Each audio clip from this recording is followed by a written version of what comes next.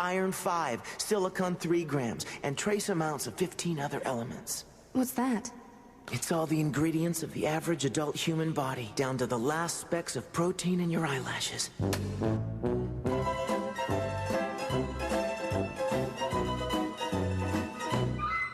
Alchemy is a fascinating part of culture and history when you look at it because it was ridiculous. It made no sense. Of course, there wasn't going to be some way that you could magically create gold out of nothing or create immortality, but in the sense of D&D, it's very possible. In fact, it seems like something that would almost be scienced. So let's talk about it. Now, when we talk about alchemy, we think about the things that I just mentioned. You either think about being able to turn something into gold or being able to create immortality out of nothing. Or we think about more pop culture references like Full Metal Alchemist, the ability to transmute through equivalent exchange. And honestly, all of that is super fun and fascinating and a really fun archetype to try and play in D&D. It's just a little difficult because there's not a lot of rules when it comes to potion making, etc. But of course, there are things that you can do. The first one that's really obvious, of course, being the Alchemist subclass of Artificers. I mean, it's right there in the name.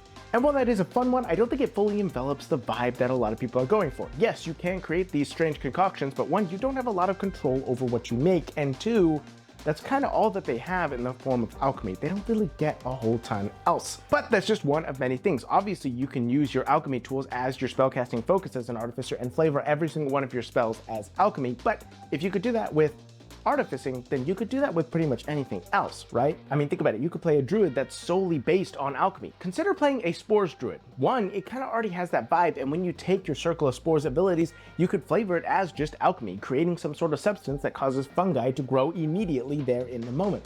Or you can flavor your wild shape as alchemy. You're drinking concoctions that you've made that only work with your anatomy that can turn you into different things, but it only lasts for a certain amount of time, so you gotta work with that. That's a really fun way of doing it, and it works with the spells too. If you want to cast Entangle, you're throwing this strange concoction into the air that causes a bunch of grass to grow up and begin tangling around things because it is now supercharged. See, there's a lot of different ways to work with it to flavor alchemy, and there are some racial options that can make it really fun too. Consider playing a Wanti or a Rung. You could flavor using the toxin that is already naturally in their blood in the things that they create. They create toxic concoctions and similar things and make these amazing potions, but the only way that they could do so is by using that ingredient, and it's why they can do things others can't, because they're the only ones who can make said ingredient. And there are other options for that as well. There are tons of subclasses you can use that really do fill that flavor of alchemy.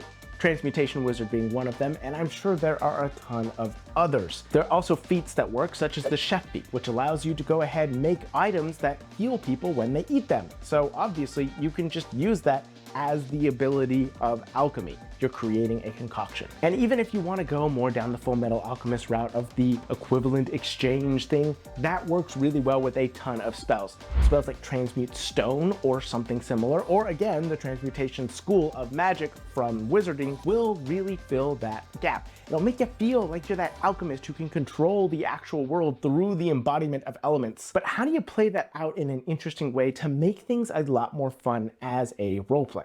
If you go through old medieval legends about alchemists, there's usually a typical through line in the fact that the alchemist is a genius but often very misguided or ignorant, and that makes a lot of sense. If you're going to try and tell a story about somebody who believes that they can use the laws of nature to make it anything they want and gain immortality, of course they're going to have a little bit of an ego trip. Large amounts of intelligence plus way too much gumption to try and go achieve something that nobody else should have definitely is a recipe for disaster. And that is a fun through line to try and explore when playing an alchemist type character. Understanding that their incredible intelligence is amazing and they can achieve almost anything, but maybe they shouldn't. Don't you see the danger, John, inherent in what you're doing here? Your scientists were so preoccupied with whether or not they could, they didn't stop to think if they should.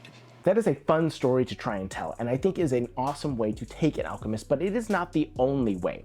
Many times the best way of achieving something with an alchemist-like character is giving them a goal they cannot yet achieve currently. A potion or a specific concoction they have yet to make that is going to drive them to try and run with the party to achieve those ingredients or discover the recipe someday. Immortality is obviously an option, and I think a very fun one, but it isn't the only one.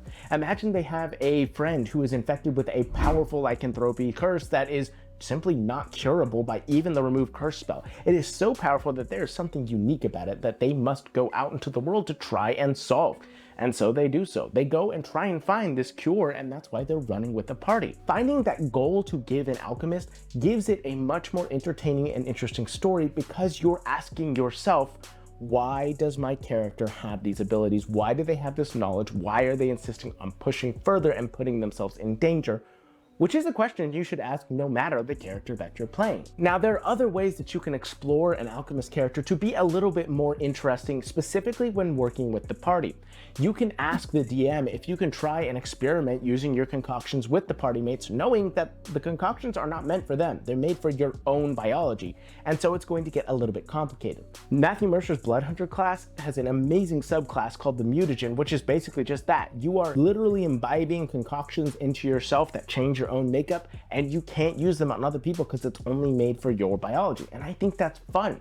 So having a character who can make all these incredible potions, but they can't make them work on other people, might be a fun way of exploring, if your character has a very large ego, the weakness that they do have, and they'll have to figure out how to overcome that. And that's another thing you can explore. If your character has been working on their own for a while, making these concoctions for themselves, and now they're running with a group, they have to learn how to make things to help other people. And they go from having only damaging spells or only buffing spells on themselves to learning to give those to others, which could be a very fun thing, especially since the Alchemy subclass in Artificers, and well, typically Alchemists in general, really do play well into the support category, because you're usually causing things to happen to other people, whether it is debuffing the enemy or buffing your allies. And so it is a fun route to explore. Somebody with a massive ego, but they have to learn how to support everybody else because they just can't do it on their own. But honestly, I'm skipping over the largest, most interesting idea of an alchemist, and that does come from Full Metal Alchemist. In this story, there are people who have the power of what are essentially gods, and yet they cannot stop pursuing it more and more until the point where they harm themselves. In fact, the main characters themselves did go through a horrible experience where they lost parts of themselves, and in one case, all of themselves, because they could not stop pursuing this. And now they were trying to redeem themselves and find a way to fix what they had done. And starting your character's story having tried to create a horrible concoction or tried to achieve knowledge that was too forbidden, and now they are harmed because of it and trying to come back from that, I think is a very fun story. It would be really fun to start as a level 20 alchemist, and because of whatever it is you did, you lost all your power, and now you're having to regain it and redeem it yourself. But the point is, most alchemists are trying to achieve something they probably shouldn't, and that's what makes a very interesting character from them. And I think it would be very, very fun to explore that type of character and create the most fascinating story possible, not only mechanically, but roleplay-wise, and working with your DM to create a fascinating story. If you want to hear more about how to play certain types of characters, I have another video right here for you. Go out into the world, make it your own.